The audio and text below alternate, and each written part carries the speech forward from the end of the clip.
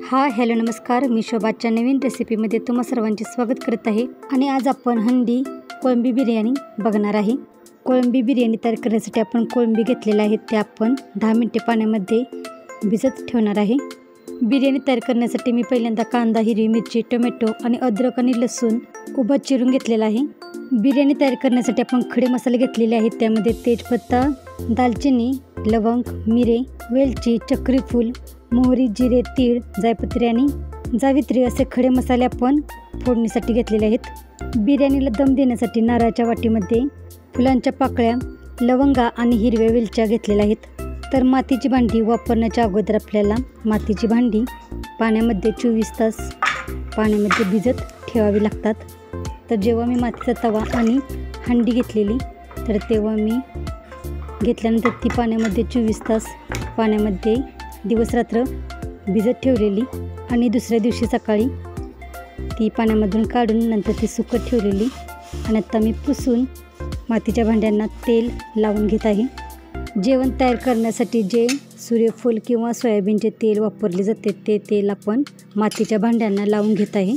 तर ही मातीची भांडी मला हंडी 300 रुपयाला आणि तवा 100 रुपयाला असे मिळून 400 रुपयाला मिळालेली आहेत। तेल लावल्यानंतरही आपण मातीची भांडी सुकवून घेतलेली आहेत आणि आता ते जेवण तयार करण्यासाठी तयार झालेले आहेत। तर आजची बिर्याणी आहे तर तो माझा मुलगा अधिराज तयार करत आहे।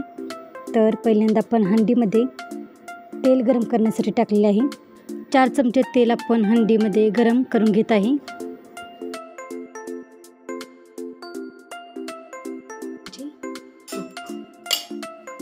तर पहिल्यांदा आपण गरम तेलामध्ये आणि तुपामध्ये हिरवी मिरची, कढीपत्ता, अद्रक, लसूण जो आपण पहिल्यांदा उभा चिरून घेतलेला, तो पहिल्यांदा आपण तेलामध्ये आणि तुपामध्ये परतून भाजून घेत आहे। खडे मसालेही आपण तुपामध्ये परतून घेत आहे।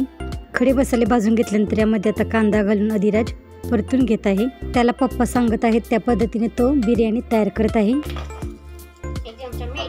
तर कांदा आपल्याला सतत असे परतून भाजून घ्यायचा आहे।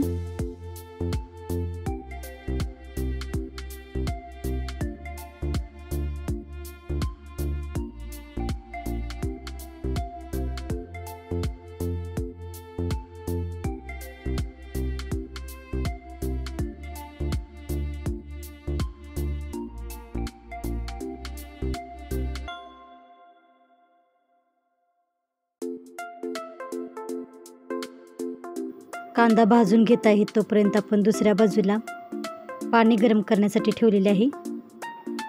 अर्धी वाटी सुके खोबरे खिसून घेतलेले आहे, ते आपण यामध्ये घालून परतून भाजून घेत आहे।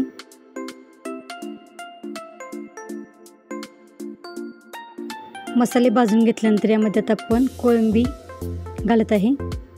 कोळंबी घातल्यानंतर मसाले आणि कोळंबी परतून घेतलेले आहेत आणि नंतर आपण यामध्ये टोमॅटो घालून तोही आपण या सर्व मसाल्यामध्ये परतून घेणार आहे।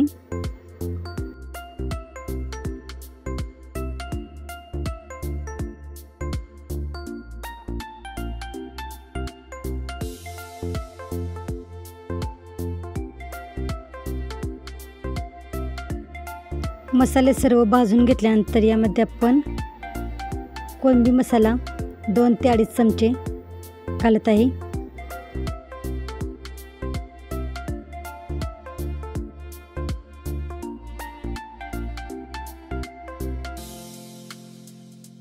एक चमचा गरम मसाला घालत आहे।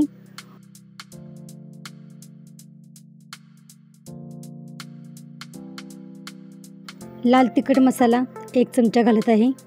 हे सर्व मसाले आपण परतून घेणार आहे।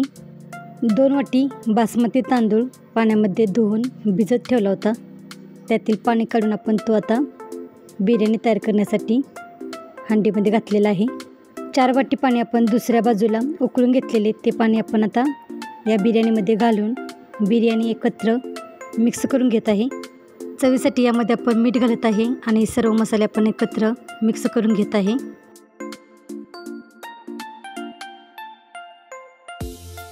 बारीक चिरून घेतलेली कोथिंबीर आपण यामध्ये घालत आहे आणि सर्व मसाले आपण एकत्र मिक्स करून बिर्याणी आपण शिजवून घेणार आहे।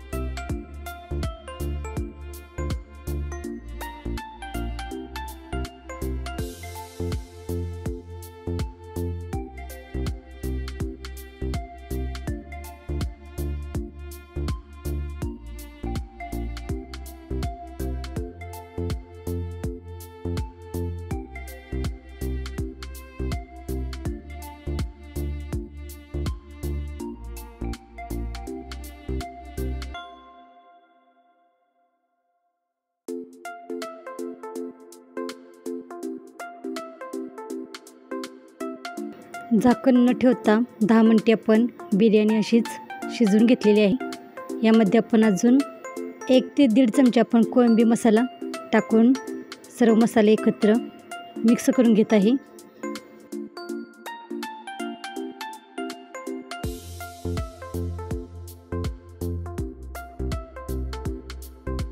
कोळसा गरम करून नारळाच्या वाटीमध्ये ठेवून बिर्याणीला दम देऊन आपण झाकण ठेवून 15 मिनिटे बिर्याणी तव्यावरती बारीक गॅसवरती मुरत ठेवलेली आणि आता ती शिजून तयार झालेली आहे। बिर्याणीसोबत खाण्यासाठी आपण दह्यामध्ये कांदा, काकडी, टोमॅटो, बीट टाकून कोशिंबीर तयार केलेली आहे। तर आजची रेसिपी कशी वाटली ती कमेंटमध्ये नक्की सांगा आणि चॅनेलला अजून सबस्क्राईब केले नसेल तर चॅनेलला सबस्क्राईब करा आणि वेळात वेळ काढून रेसिपी पूर्ण बघितल्याबद्दल धन्यवाद।